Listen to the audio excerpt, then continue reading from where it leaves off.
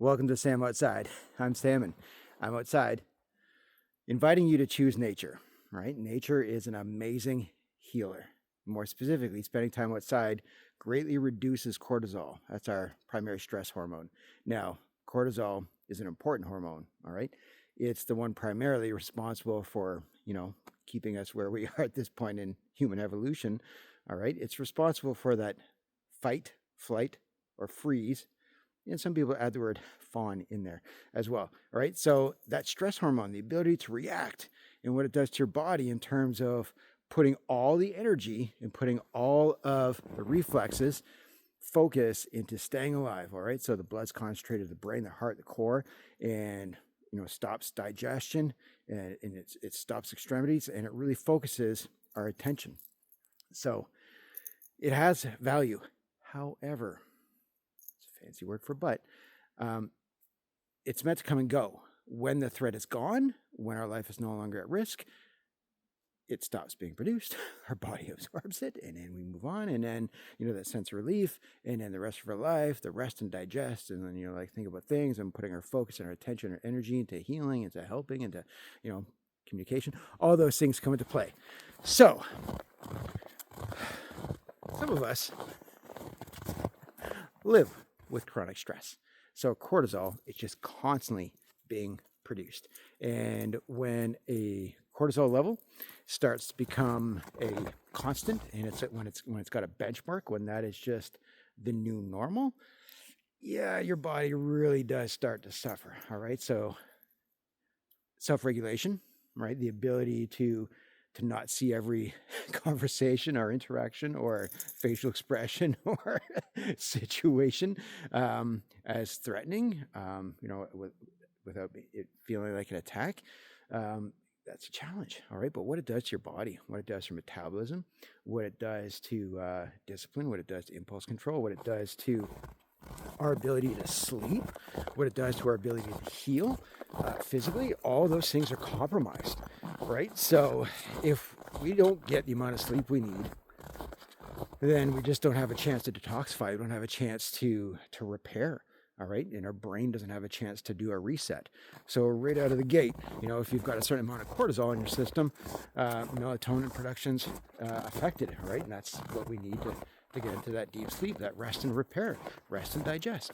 And then again, your metabolism isn't able to do its thing. So insulin resistance is challenged, right? So your body doesn't metabolize sugars, doesn't metabolize proteins, doesn't absorb, the chemical reaction between certain amino acids, certain vitamins is not able to be completed when insulin is a constant factor in your bloodstream and your digestion, right? So other internal organs don't function the way they could, the way they should, which also includes your brain, which also includes your heart.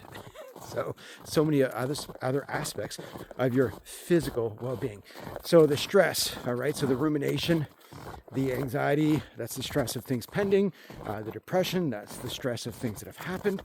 All right. And, your ability to cope and manage and, be productive and have purpose and have responsibilities. All those things are greatly compromised when you're in a constant state of stress.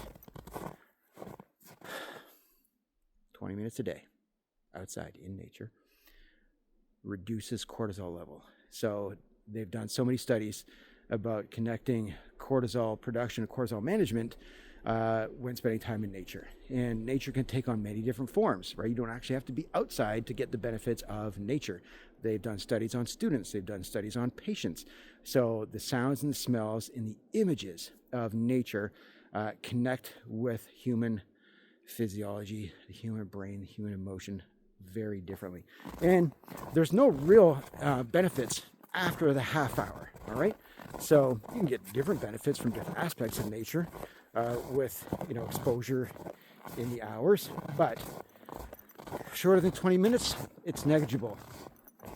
And it doesn't really change after the half hour. So the peak amount of cortisol reduction and the ability to manage future production of cortisol, your cortisol management, is between that 20 minutes and that 30 minutes. So Doesn't take that much.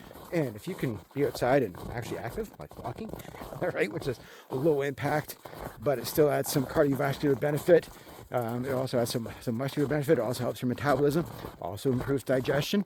And depending on when you spend it, 20 minutes, there can be some other benefits. But going outside in nature, 20 minutes.